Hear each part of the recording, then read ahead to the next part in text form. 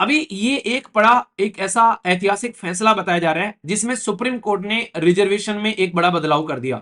तो जैसे ये न्यूज निकल कर आती है तो भाई साहब बड़े बड़े आर्टिकल छप जाते हैं पूरे देश के अंदर में। अंग्रेजों ने तो फूट डालो शासन करो की नीति पहले दिन से फॉलो करना स्टार्ट कर दी थी हमारे देश के अंदर में। आज के डेट में क्या है, पंचायती राज सिस्टम है।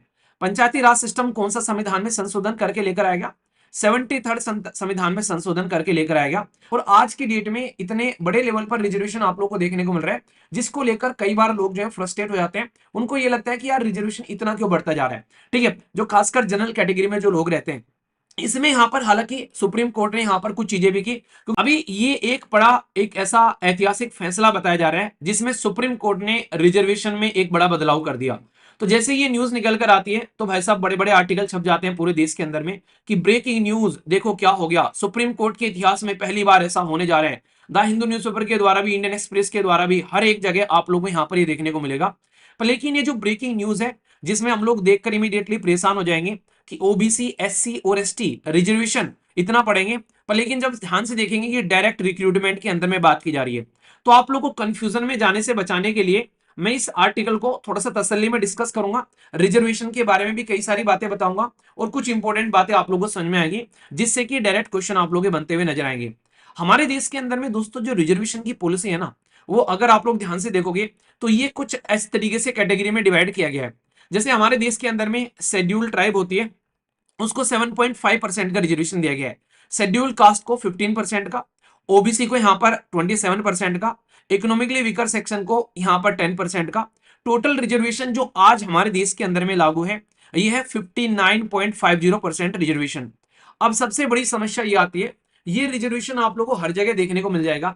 नॉर्मली जहां पर भी आप लोग जॉब के बारे में बात करते हैं, कोई फॉर्म निकलता है तो वहां पर आप लोग को ये रिजर्वेशन सब जगह देखने को मिल जाता है। हर एक स्टेट के अंदर में नॉर्मली अगर आप लोग जाते हैं तो वहां पर भी रिजर्वेशन आप लोग को देखने को मिल जाता है। पर समस्या क्या आती, आज मैं खड़ा हूं 6 जुलाई 2025 में, यानी कि हमारा देश जो आजाद हुआ था वो आजाद हुआ था 1950 में, प्रॉपर संविधान मिलाकर जब इंप्लीमेंट कर दिया। वैसे तो 1947 में आजाद हो गए थे, पर संविधान को इंप्लीमेंट करने के बाद में अगर मैं बात करूं तो टोटल 75 साल अभी हमारे संविधान को इंप्लीमेंट हुए हो गए। और संविधान के अंदर में रिजर्वेशन के बारे में बात की गई थी, पर इसका मतलब ये नहीं कि संविधान के अंदर ही रिजर्वेशन के बारे में बात की गई थी। रिजर्वेशन के बारे में जब आप लोग बात करेंगे तो हमारे देश के अंदर में संविधान से पहले भी रिजर्वेशन के बारे में आप लोगों को यहाँ पर फंडा देखने को मिल जाता है।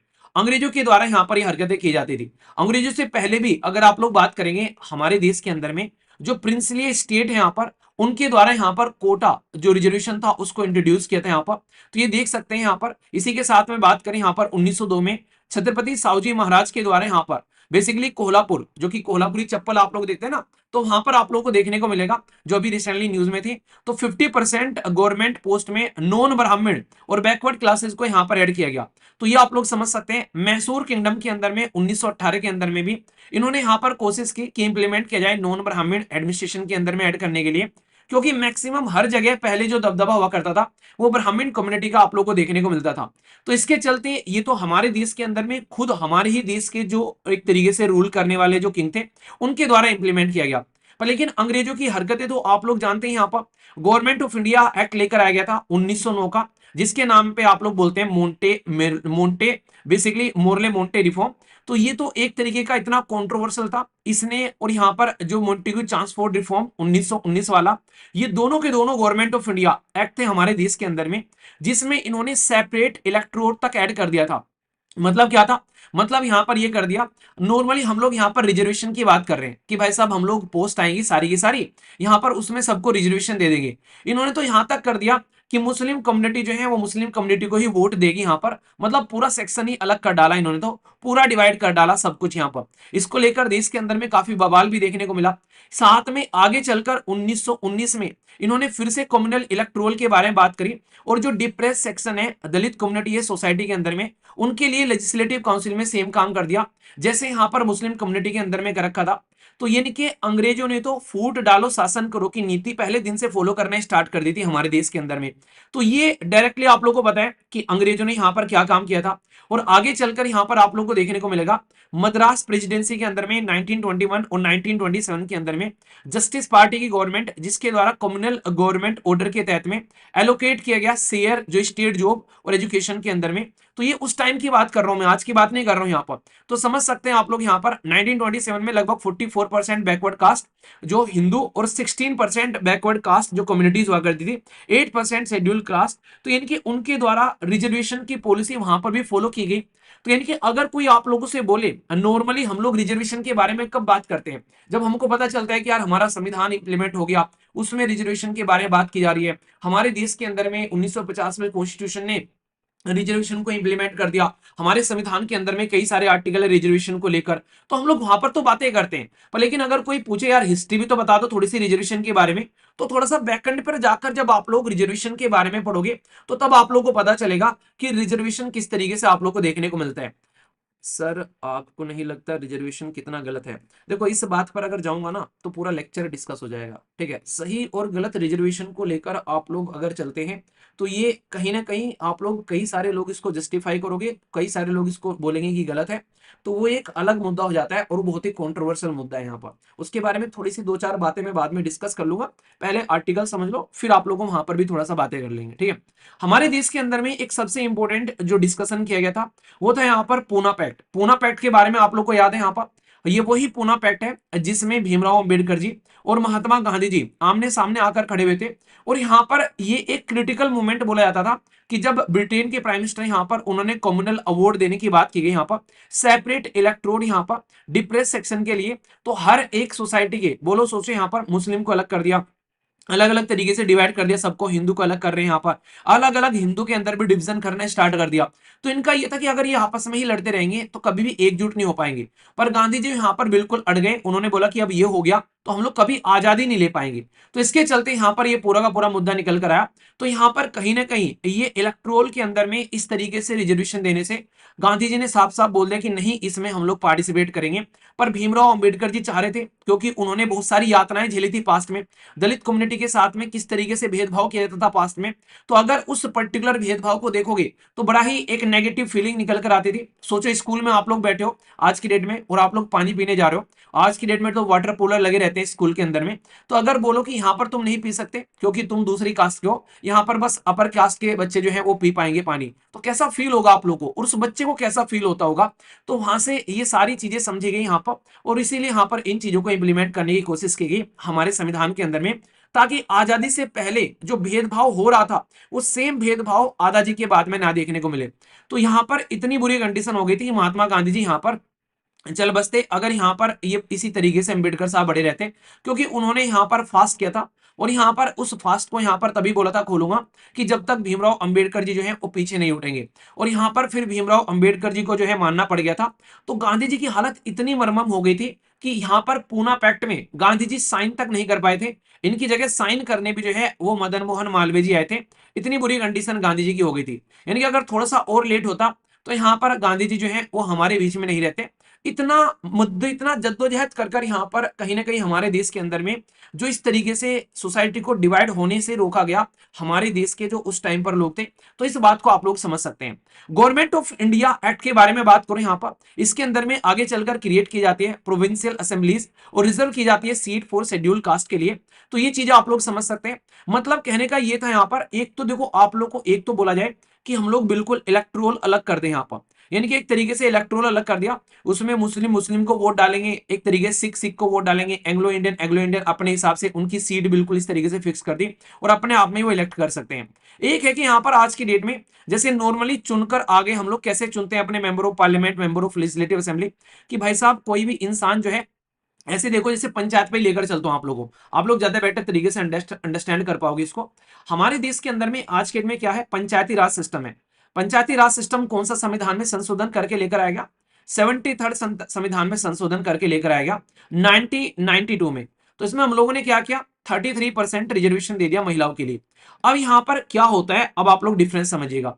महिलाओं के लिए रिजर्वेशन दिया गया तो इसका मतलब है कि टिकट जो यहां पर मिलेगा वो महिलाओं को मिलेगा, पर लेकिन वोट तो सब डालते हैं, मेल भी डाल सकते हैं, फीमेल भी डाल सकते हैं। महिलाओं को वोट डालने में चुन तो सब सकते हैं यहाँ पर, ऐसे थोड़ी ना कि महिलाओं को महिलाएं वोट डालेंगी।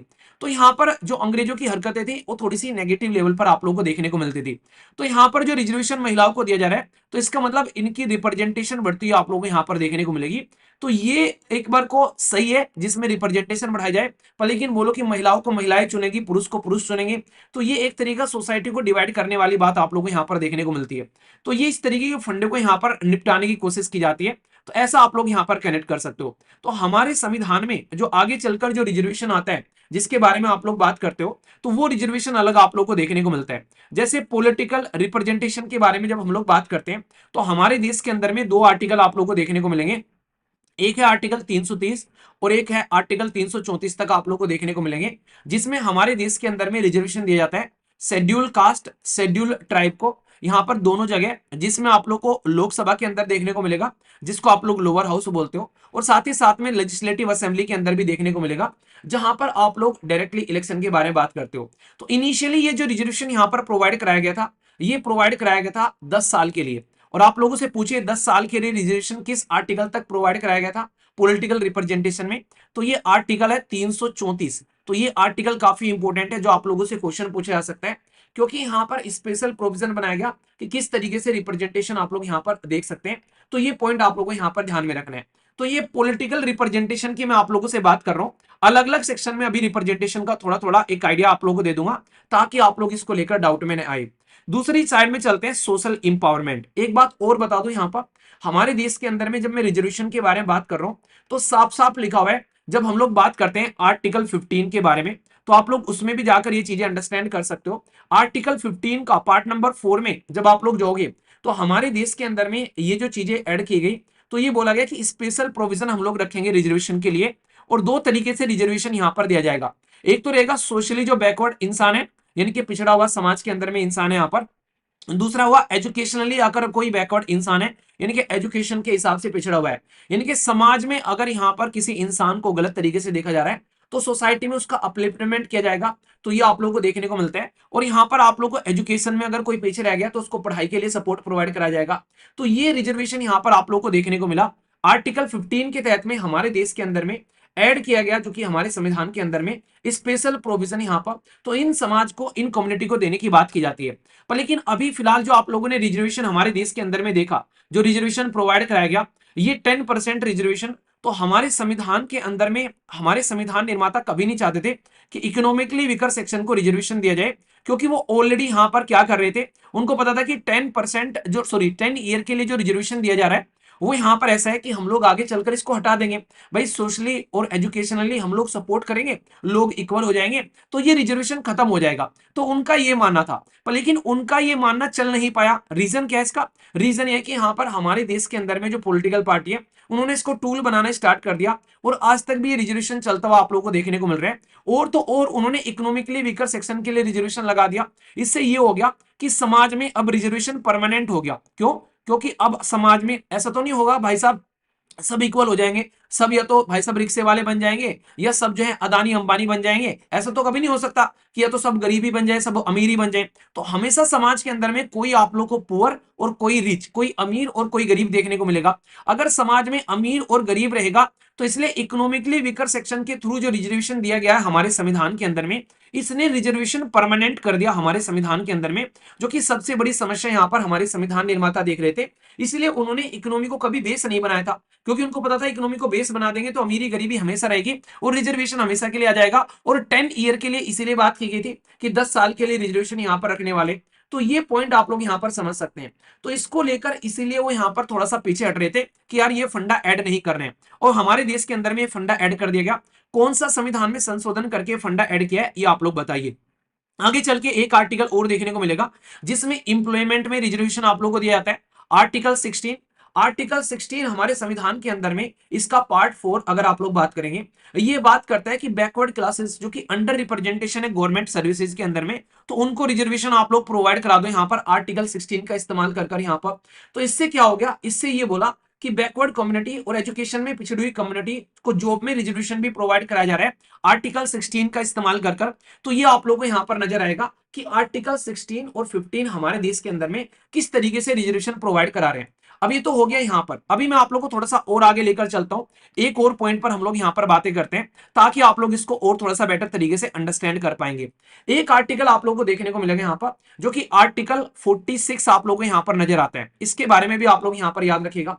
हमारे देश के अंदर में शेड्यूल ट्राइब एरिया के बारे में बात करते हैं और यहाँ पर शेड्यूल ट्राइब के बारे में बात करते हैं, तो यहाँ पर ट्राइबल काउंसिल दी जाती है उनको। तो article 46 directive principle of state policy में स्टेट को बोलता है कि प्रमोट करो एजुकेशनल और इकोनॉमिक इंटरेस्ट यहाँ पर कौन से सेक्शन के, जो कि वीकर सेक्शन है, शेड्यूल कास्ट और शेड्यूल ट्राइब यहाँ पर।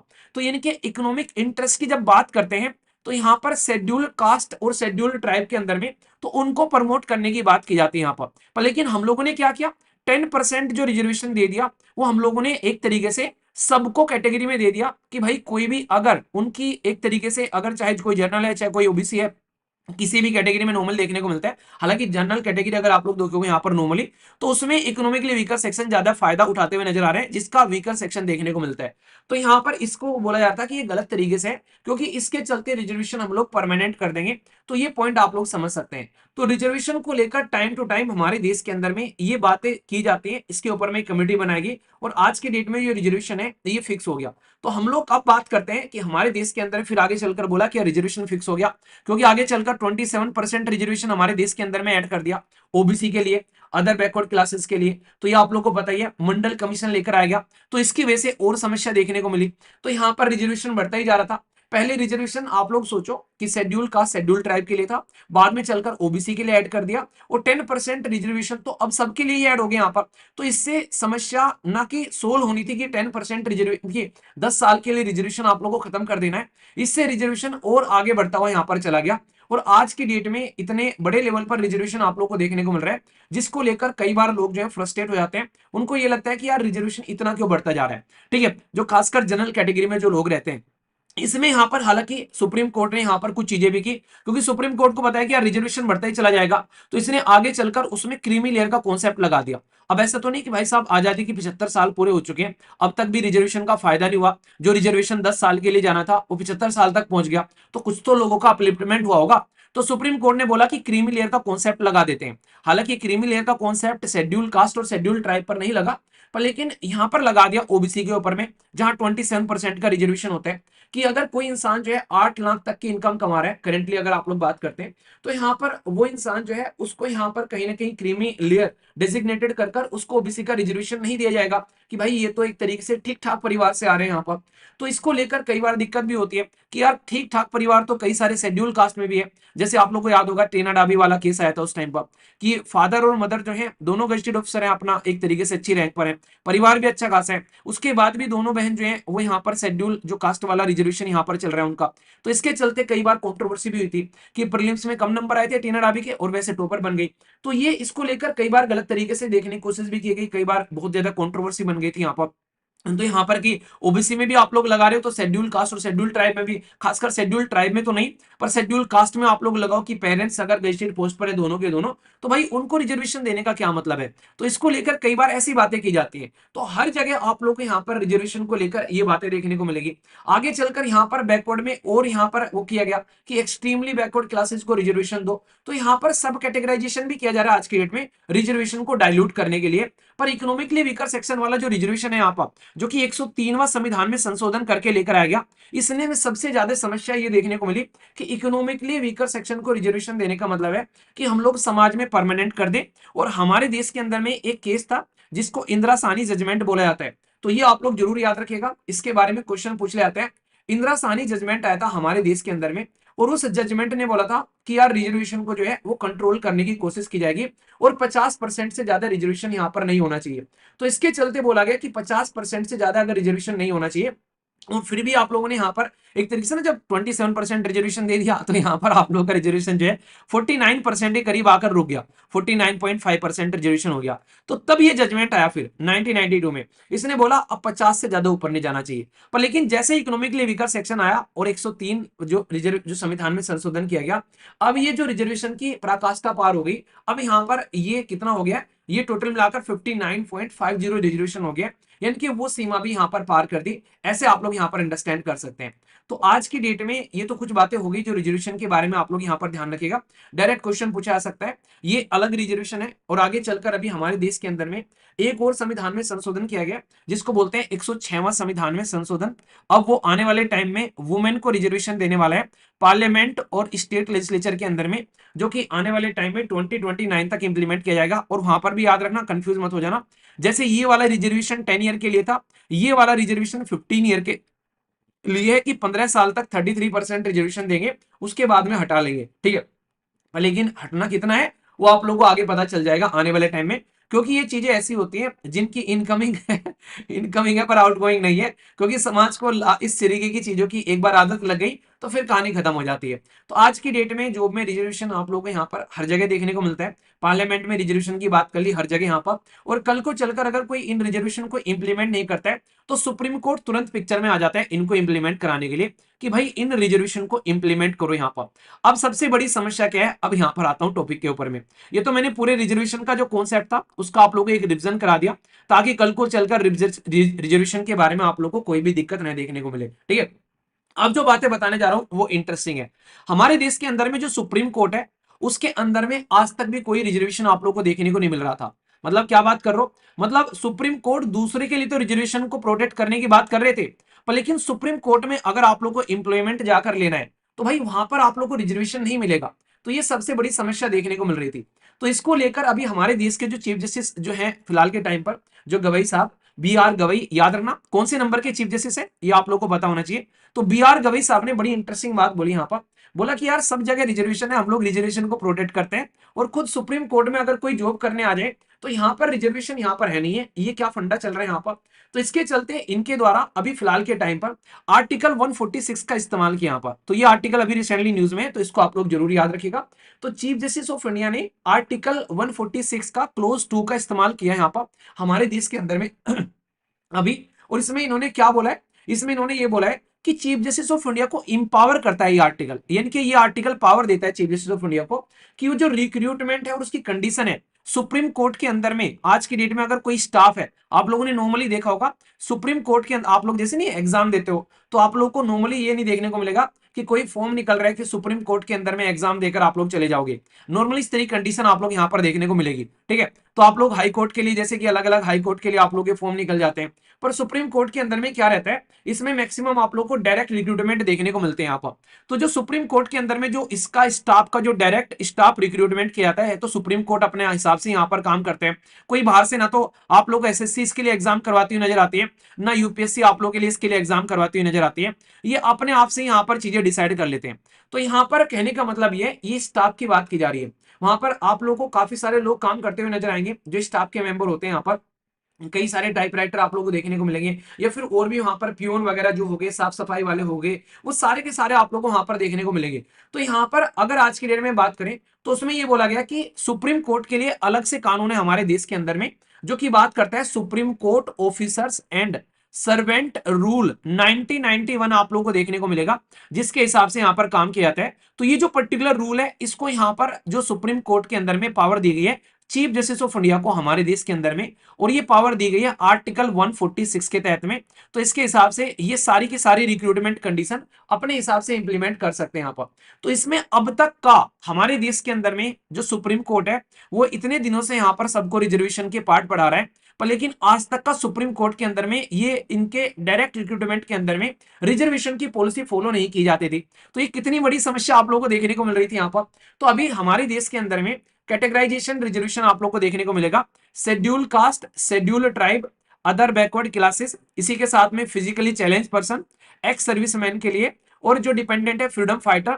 तो यहां पर आप लोगों को अब रिजर्वेशन देखने को मिलेगा डायरेक्ट रिक्रूटमेंट के अंदर में सुप्रीम कोर्ट के अंदर में। तो ये चीज आप लोगों को यहां पर ध्यान रखनी है। तो सुप्रीम कोर्ट जो है वो फॉलो करेगा सेंट्रल गवर्नमेंट के जो रूल हैं रिजर्वेशन को लेकर यहाँ पर, तो उसके तहत यहाँ पर रिजर्वेशन का कोटा जो है अब यहाँ पर इंप्लीमेंट किया जा रहा है, ठीक है। और रिजर्वेशन में ये अप्लाई करेंगे यहाँ पर जो पे स्केल इक्विवेलेंट जो आप लोग को देखने को मिलेगा, जो यहाँ पर सेंट्रल गवर्नमेंट के तहत में देखने को मिलता है। तो चीफ जस्टिस ऑफ इंडिया ने यहाँ पर ये आप लोग को देखने को मिला है चीजें इंप्लीमेंट कर रहे हैं, हालांकि कुछ फ्लेक्सिबिलिटी भी आप लोग को देखने को मिलेगी। तो ये इंपॉर्टेंट चीजें निकल कर आती है। तो कहने का मतलब यहां पर ये है, अब यहां पर सुप्रीम कोर्ट के अंदर भी इसमें आप लोग को रिजर्वेशन देखने को मिलेगा। अब एक इंटरेस्टिंग बात मैं आप लोग को बताता हूं, कई सारों को ये लग सकता है कि यार अब तो यहां पर सुप्रीम कोर्ट के अंदर में अगर कोई भी इंसान जो है अगर यहां पर हाई मतलब सुप्रीम कोर्ट के अंदर में जज बनता है उसमें भी रिजर्वेशन देखने को मिलेगा, यहां पर उस पर इंप्लीमेंट कर रहे हैं यहां पर, नहीं उसमें इंप्लीमेंट नहीं किया जा रहा है। सुप्रीम कोर्ट के अंदर में आज के में कितनी स्ट्रेंथ है जज की अगर आप लोग देखोगे तो 34 स्ट्रेंथ है हमारे देश के अंदर में, 33 जो है वो जज हो गए plus chief justice of India तो 34 है। तो यहां पर इसके अंदर में रिजर्वेशन को इंप्लीमेंट करने की बात नहीं की जा रही है। नॉर्मली आप लोग देखोगे यहां पर रिजर्वेशन की जो बात चल रही है वो सुप्रीम कोर्ट के स्टाफ के अंदर में बात की जा रही है, ना कि इसके अंदर में। तो ये चीजें आप लोग यहां पर देखेगा तो इसको आप लोग समझ सकते हैं। तो ये आर्टिकल पूरा का पूरा यहां पर ये सुप्रीम कोर्ट के बारे में है, ना कि अलग तरीके से।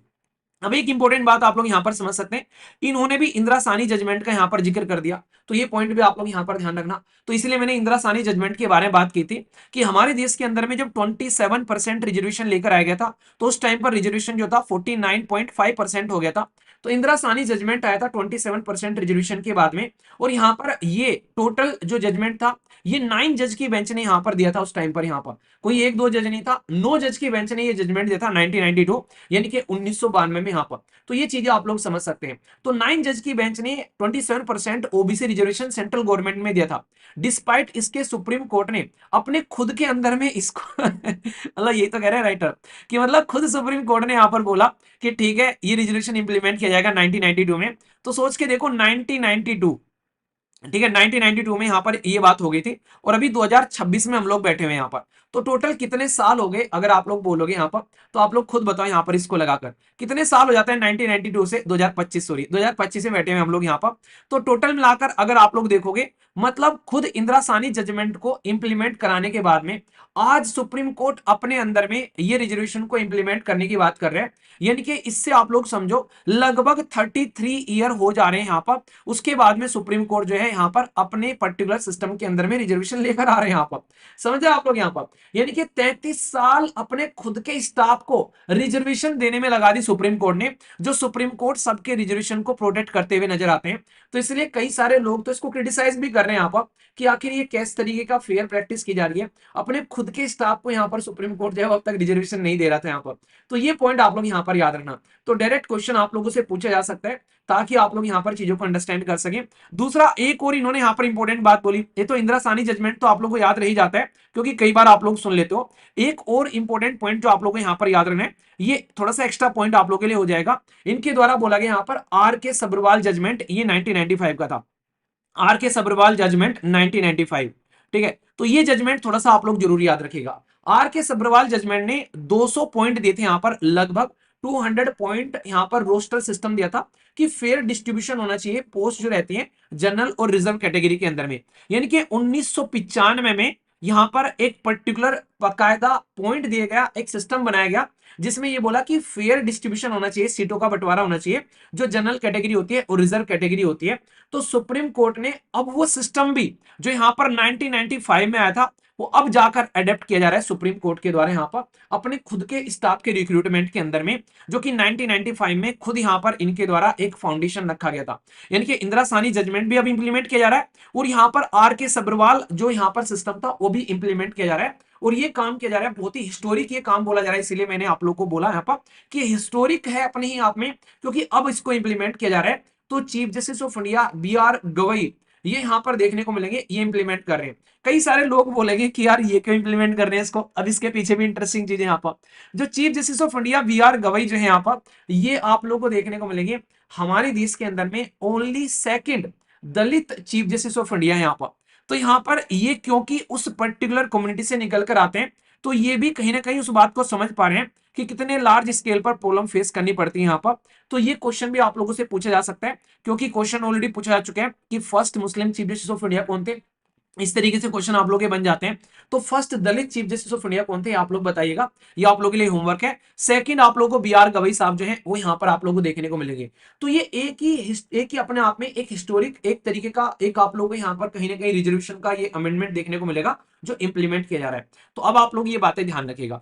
तो क्या क्या मैंने आप लोगों को पढ़ा दिया इसके अंदर में, मैंने आज आप लोगों को पूरा का पूरा रिजर्वेशन का एक खाका आप लोगों के सामने रख दिया खोलकर, कि हमारे देश के अंदर में टोटल रिजर्वेशन क्या है, कैसे कैसे हमारे देश के अंदर में रिजर्वेशन की हिस्ट्री रही है। आप लोगों को थोड़ा सा हिस्टोरिकल एंगल भी मैंने बता दिया, साथ ही साथ में पंचायत में रिजर्वेशन, इसी के साथ में हमारे देश के अंदर में पार्लियामेंट में रिजर्वेशन, आर्टिकल 15 आर्टिकल 16 के बारे में मैंने आप लोगों से बात कर ली। साथ ही साथ में मैंने आर्टिकल आप लोगों को 146 के बारे में आप लोगों से बात कर ली, जो डायरेक्ट क्वेश्चन आप लोगों से पूछा जा सकता है, ये भी आप लोग याद रखिएगा। इंदिरा साहनी जजमेंट के बारे में मैंने आप लोगों से बात कर ली, 1992 का इंदिरा साहनी जजमेंट, ये याद रखना। इसी के साथ में आर के सब्रवाल जो यहां पर ये केस निकल कर आया था, जिसमें 200 पॉइंट दिए थे कि फेयर डिस्ट्रीब्यूशन होना चाहिए, उसके बारे में मैंने आप लोगों से बात कर ली।